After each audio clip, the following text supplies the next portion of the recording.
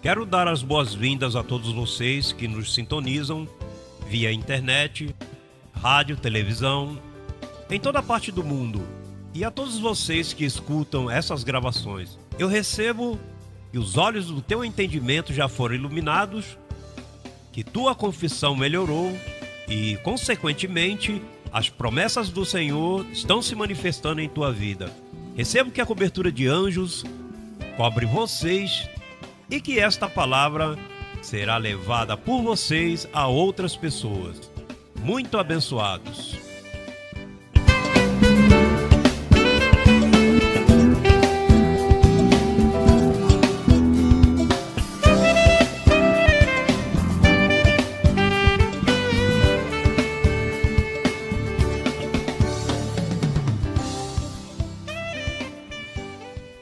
Pues yo quisiera comenzar con el verso que papá me dio como a las 5 de la mañana. Romanos capítulo 8, verso 1 al 3. Vamos a leer eso detenidamente.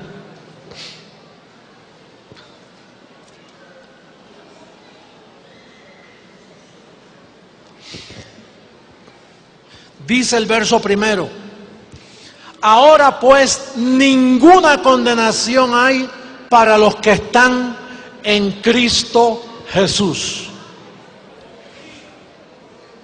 En Jesucristo hombre.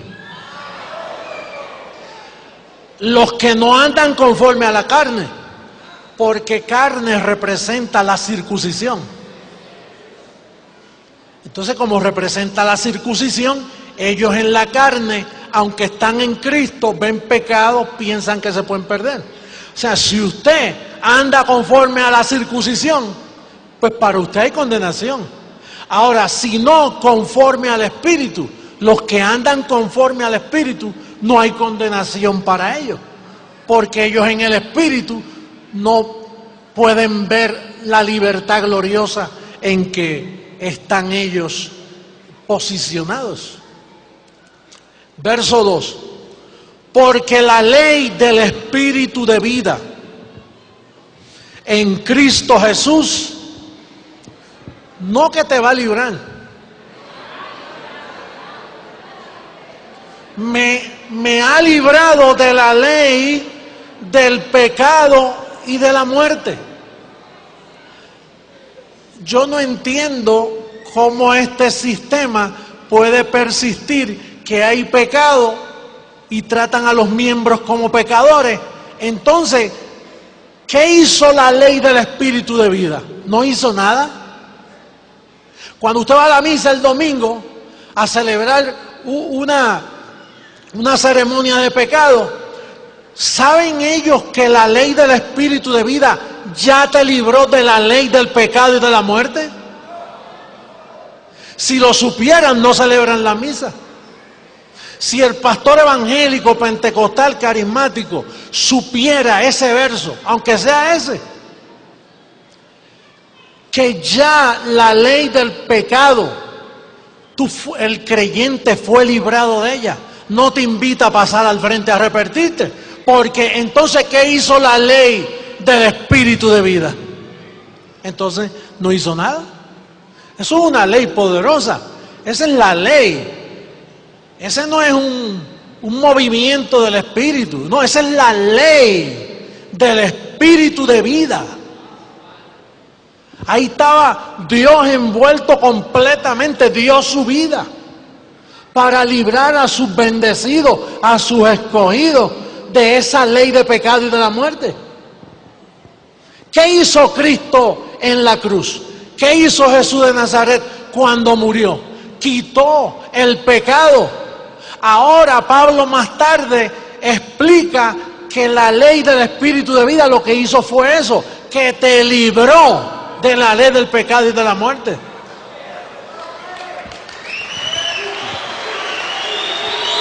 Dígame, libró.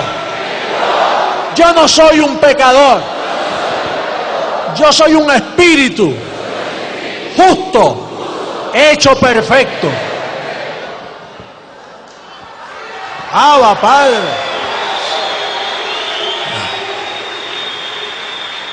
Mira lo que dice el verso 3. Porque lo que era imposible para la ley, la circuncisión, para Moisés, para los mandamientos, para las obras, lo que era imposible para la ley, por cuanto era débil por la carne, Dios enviando a su Hijo en semejanza de carne de pecado. Y cuando dice Dios enviando, recuerden que ahí está el misterio escondido. ¿En quién? ¿En quién? No en quiénes, porque es uno solo. Dios enviando a su Hijo en semejanza de carne de pecado, y a causa del pecado, ¿qué hizo?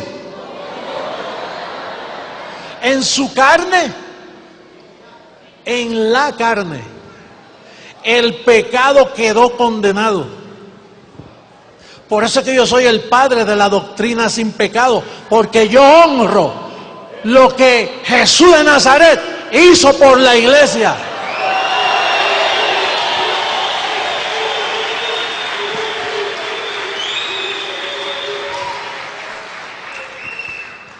El Papa no conoce esta teología.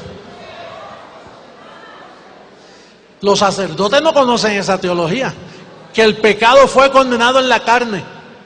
Dígale, carne mía, el pecado fue condenado en ti. No me puedes hacer daño. Estoy vacunado con la mejor vacuna, con la vacuna de la ley del espíritu de vida. No puede el pecado quedó muerto, condenado. Una persona que está condenada, si le dan una perpetua, él, aunque esté vivo, es ineficiente porque está condenado. Cuando a un líder que mueve una revolución lo meten preso y le dan una condena larga, aunque respire, aunque escriba, mientras ese líder está detrás de las rejas, está condenado, no puede hacer nada. Así está el pecado, que a veces tú sientes y ves la debilidad en tu cuerpo. Por eso es que ellos, el sistema que tiene el velo, cuando ven las tentaciones, le creen a la mentira y no le creen a la verdad bíblica. Por eso cuando nosotros decimos a la prensa, no, el pecado fue quitado, dice, ¿cómo? Porque ellos usan lógica humana para entender esa verdad. Es como las vacunas y los gérmenes y las epidemias. Las epidemias están presentes, pero como su niño fue vacunado, la epidemia le pasa por encima a su niño así. Y tiene la vacuna, no le puede hacer daño. Por eso usted se esmera tanto que su niño tenga todas las vacunas. ¿Para qué? Para que cuando venga el ángel de la muerte sobre él, ya está vacunado, no puede hacerle daño. Y así le pasa al pecado, quedó condenado porque tú tienes la mejor vacuna. Estás libre de pecado. La iglesia, la amada, no es pecadora. La iglesia está sin arruga, sin mancha, limpia.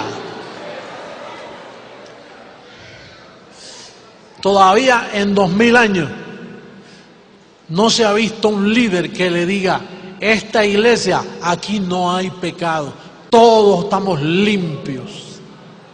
Nadie lo ha dicho.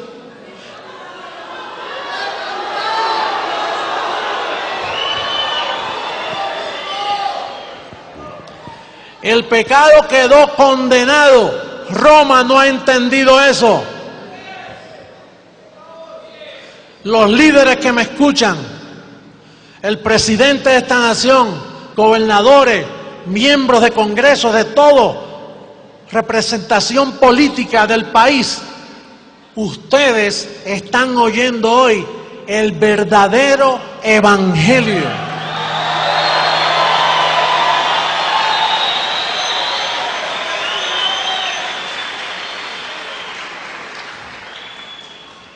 Ese verso nunca ha sido explicado por la religión. Lo leen, pero el velo no les deja ver que ya ellos están libres de pecado. ¿Qué hizo? Te libró, dígame, libró. No es que te va a librar, es que te libró. Presente, ya la iglesia está libre de pecado. No hay pecado en la iglesia. No hay un pecador en la iglesia. No se puede hacer un llamamiento a que los líderes que nos escuchan por Telegracia, si pudieran entender ese verso, jamás se atreven a decir, habrá aquí una vida, se halla aquí una vida en pecado que quiera pasar a confesar, porque el pecado fue extirpado, fue llevado hace 2000 años. La iglesia ha estado en apostasía. Mira lo que dice en segunda carta a Tesalonicenses, capítulo 2,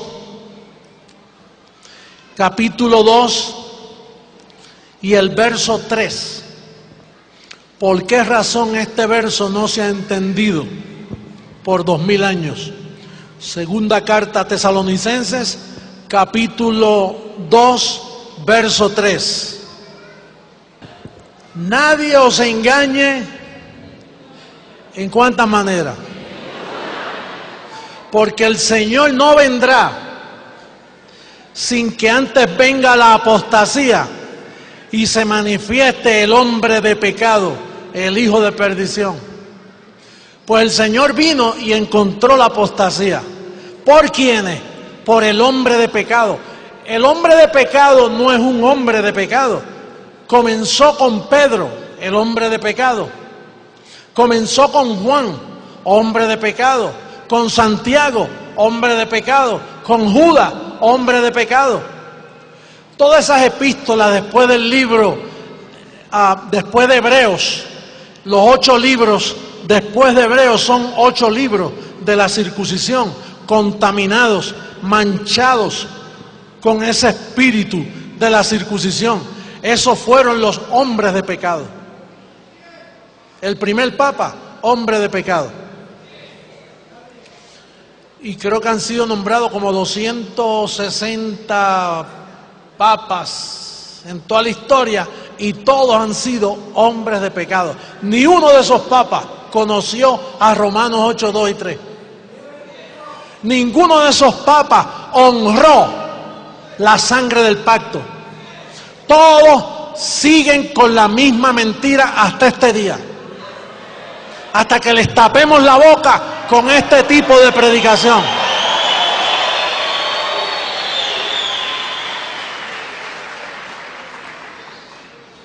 Mira lo que dijo Juan. Juan capítulo 1, verso 8.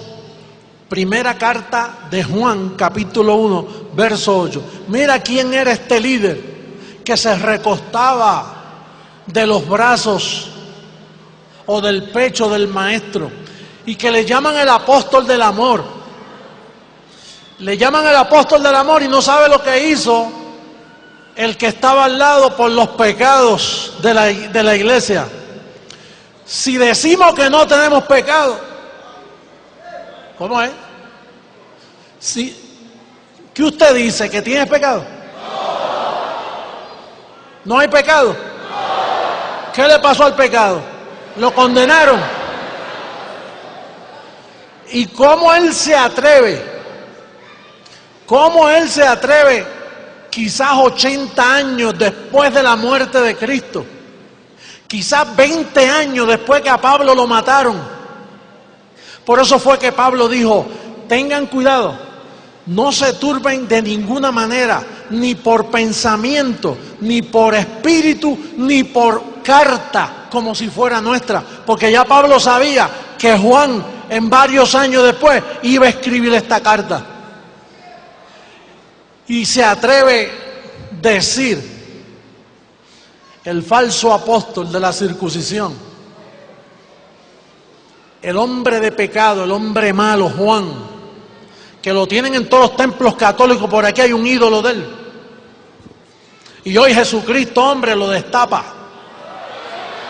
Y dice que es mentiroso. Mira cómo trataba. Dice, si decimos que no tenemos pecado, nos engañamos a nosotros mismos y la verdad no está en nosotros.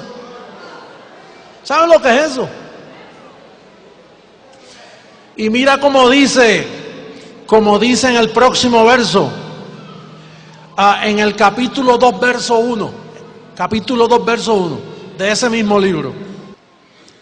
Hijitos míos, estas cosas os escribo para que no pequéis.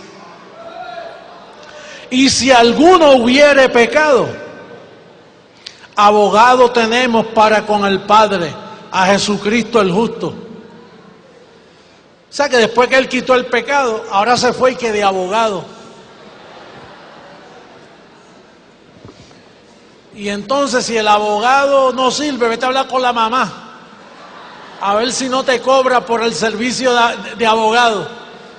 Vete a hablar con María. Ese hombre fue un mentiroso, hombre de pecado, blasfemo. Aquí desde Bogotá, Colombia, para todas las naciones, identificando a uno de los hijos de perdición, hombres malos. Los hombres que dañaron la iglesia. Juan, el apóstol, ese fue el que escribió Apocalipsis. Si ve a la iglesia en pecado, si todavía habla así, ¿cómo tú vas a creer en el libro que él escribió? Por eso fue que Dios le envió un espíritu de confusión por tratar hacia la iglesia. Allá en la isla de Pasmo se puso a ayunar y a buscar más revelación. Allí llegó un ángel enviado de parte de Dios y le dijo, confúndelo. Y cuando vio la segunda venida, dice, vi una bestia y peleaba con la iglesia y les ganaba. Seguro que les ganaba. Mira cómo yo te he ganado a ti.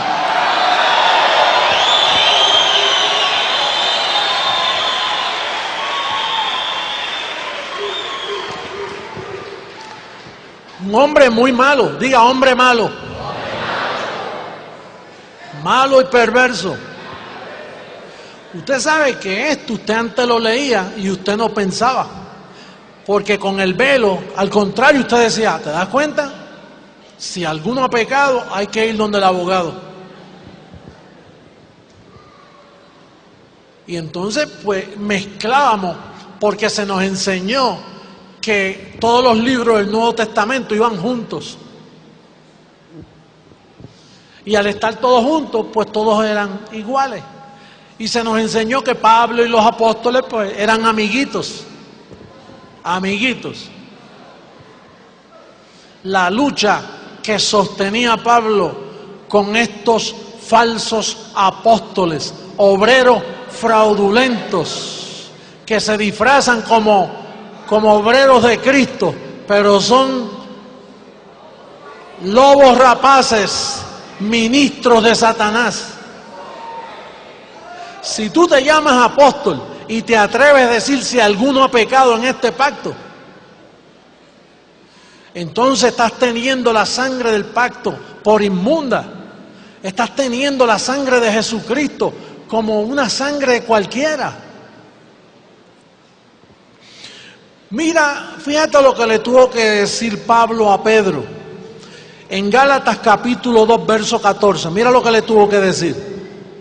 Pero cuando vi que no andaban rectamente conforme a la verdad del Evangelio, dije a Pedro delante de todos, si tú siendo judío vives como los gentiles y no como judíos, ¿por qué obligas a los gentiles a judaizar? Nosotros, judíos de nacimiento y no pecadores de entre los gentiles, sabiendo que el hombre no es justificado por las obras de la ley, sino por la fe de Jesucristo. Nosotros también hemos creído en Jesucristo para ser justificados por la fe de Jesucristo y no por las obras de la ley, por cuanto por las obras de la ley nadie será justificado. Y si buscando ser justificados en Cristo, también nosotros somos hallados pecadores, ¿es por eso Cristo ministro de pecado?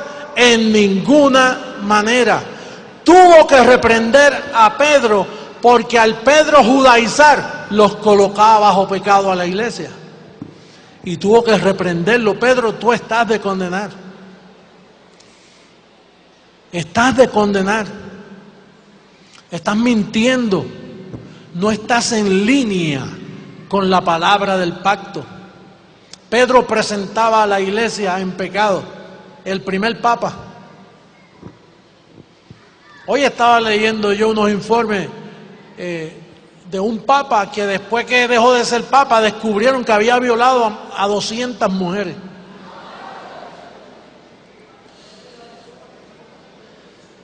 Digo mujeres, no contando a los niños, pero 200 mujeres. Pensó que si violaban mujeres, pues ya era más pasable, ¿no? Y leí también la historia de uno de esos 200 y pico de papas que cuando cesó su trabajo papal iba caminando por Roma y vino un hombre y le metió 7 puñaladas en la espalda y lo mató. Y cuando lo cogieron, él dijo, ¿por qué usted hizo eso? Dice, porque este hombre violó a la que es mi esposa hoy cuando tenía 15 años y esa mujer jamás ha podido recuperarse. Y creo que el papa que estaba en pie le dio perdón y no le hicieron nada porque la evidencia era obvia. Hubo otro papa que duró 33 días. ¿Sabe por qué? Porque tan pronto comenzó su papado, mandó una investigación sobre la corrupción en Roma, en el Vaticano, y lo envenenaron entre ellos mismos. Dice, este hombre nos va a destapar todo esto aquí. Va a haber un destape de olla que cuando vean lo que hay. Y entonces lo envenenaron, 33 días duró. Ese sistema se ha salido con la suya por causa de que al matar a Pablo en Roma, Pablo no pudo llegar a España. Y entonces llegaron los discípulos del papado de Pedro, y de ahí de España, a través de la reina Isabel y Cristóbal Colón, pues enviaron esos abusadores para todos nuestros países y nos envenenaron haciéndonos pensar que éramos pecadores.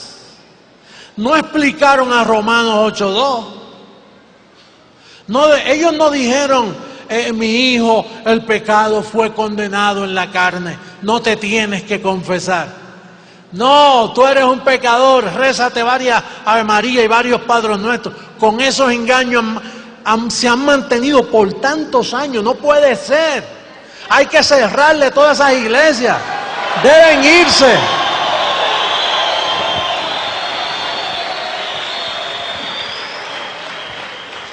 Deben irse de nuestros países. Yo recibo mi transformación a ver si los meto presos a todos.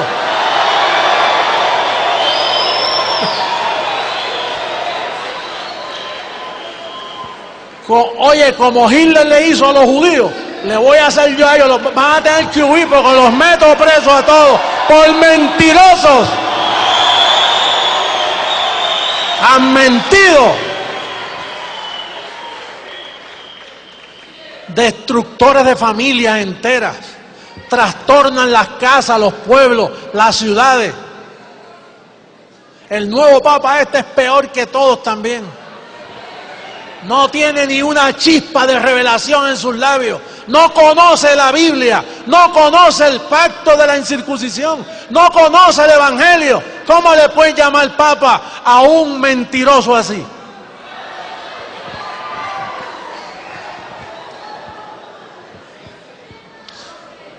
Que se preparen, que vayan botando las cotonas esas, porque le vamos a montar una guerra de conocimiento. Y después van a venir, mira, prepárate. Yo debo prepararme, mujer, hombre, joven, anciano, porque van a venir en tus barrios, en tus ciudades, van a venir montones. Explíqueme, por favor. Explíqueme. Por montones, miles van a venir. Pronto se acerca esa hora.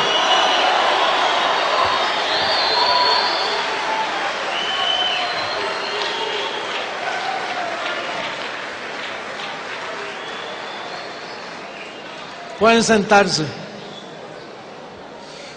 Por eso llegó el número del 666, para que recibas persecución.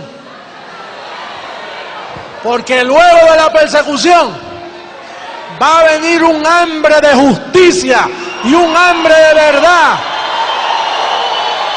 Va a venir. Y Dios va a enviar una prosperidad especial para los que están marcados. ¿Sabe para qué? Va a haber una cubierta angelical para que los que te ven con ese número, oye, pero este no es cualquiera.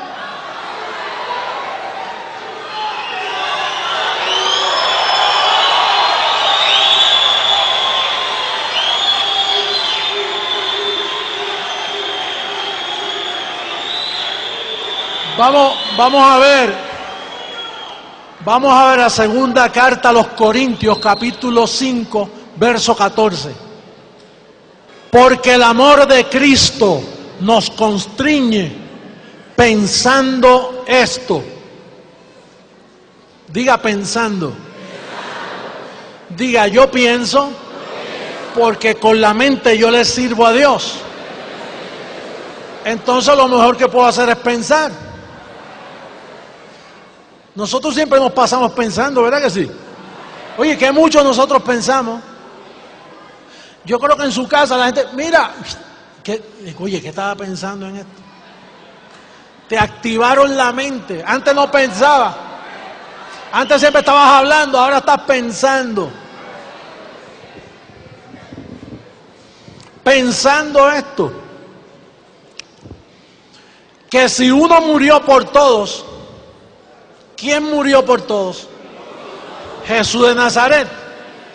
Mi espíritu que estaba en aquel velo. Aquel velo murió por todos. Entonces, ¿qué tú tienes que pensar? Dice, ok, si uno murió por todos, luego todos ¿qué? Luego todos murieron. ¿Usted está muerto? Esa es la explicación. Que uno murió por todo y usted piensa y dice, oye, uno murió por todo. Pues entonces todos hemos muerto. Ahora, ¿qué le sucede a las personas que están muertas delante de la presencia de Dios? Posicionalmente muertos. Mire a Romanos 7:8, a ver si lo entiende, porque lo va a pensar.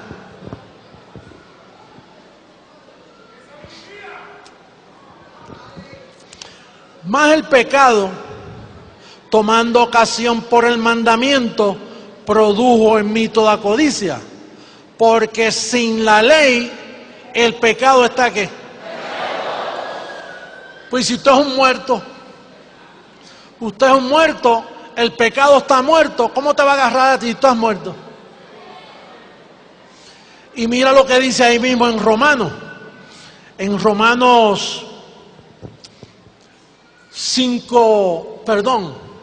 6:7.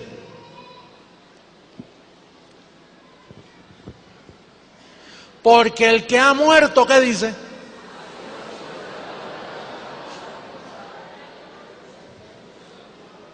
¿Cómo es? Si uno murió por todo, luego todos ¿qué? Y si usted ha muerto, ¿qué pasó? Entonces se te puede llamar pecador. Oye, más claro no canta un gallo. Si tú te dejas llamar pecador, tú que me estás viendo por el internet, oye, la verdad que tú das pena, tú eres un mal negociante. Yo no sé dónde tú tienes los ojos puestos. Digo, si tú lees la Biblia y dice que uno murió por todo, luego todos murieron. y el que ha muerto ha sido justificado del pecado, entonces tú no crees que estás muerto. Pero si tú crees que estás muerto, tú sabes, y bien lo sabes, que tú has sido justificado del pecado. El pecado fue condenado en la carne y tú estás libre.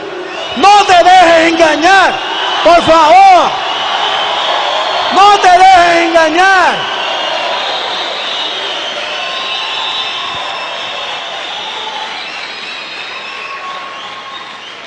Roma le mintió al mundo. Oye, por favor, un poquito de lógica. Honra al Cristo ese que tú dices que tú crees en Él. Yo creo en Él. Yo lo predico. Yo soy Jesucristo, hombre. Yo defiendo lo que Él hizo allá. Defiéndelo tú. Honra esa verdad.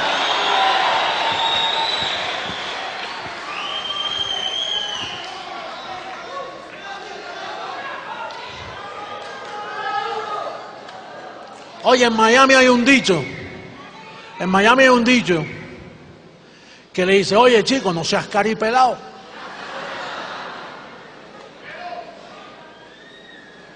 ¿Tú sabes lo que eso trata de decir? No seas tan fresco, chico. Entonces, estos pastores y curas y reverendos que te dicen a ti que el pecado todavía está en pie, ellos no saben un ajo del evangelio. No saben lo que tienen entre manos. Siempre me acuerdo de aquella visión que tuve, que me llevaron a una reunión con el Papa, y entonces en esa revelación pues yo acepté hablar con él. Y entonces cuando yo me senté a hablar, le dije, sepa que yo todo lo que le voy a dar se lo tengo que probar aquí. Y me cogió la Biblia y me dice, dame. Eso no sirve. Vamos a hablar tú y yo. Así están todos. La Biblia la tienen cogiendo polvo, la tienen en el piso. No saben, no entienden. Hay que hacer algo, pueblo, hay que hacer algo. Hay que destaparle a los presidentes y a los líderes que esos son falsos, son enemigos de sus hijos. Son enemigos de la economía del país, son enemigos políticos, son enemigos de todo.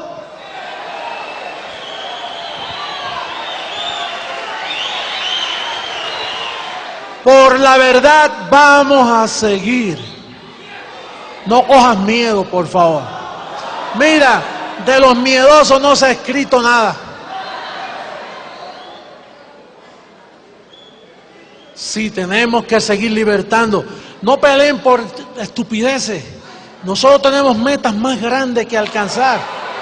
Tenemos que estar unidos en la unidad del Espíritu, algo que nadie ha tenido en 2000 años. Esto es un ministerio de clase, de respeto, que respetamos a las ovejas, que cuando las ovejas dan, no dan por tristeza ni por necesidad, porque Dios ama al dador alegre. Y si usted da por tristeza, Dios no ama, ese dinero lo está botando. Dios ama al dador alegre. ¿Y cómo nace la alegría? Cuando tú ves que tú lo haces porque sabes lo que estás haciendo.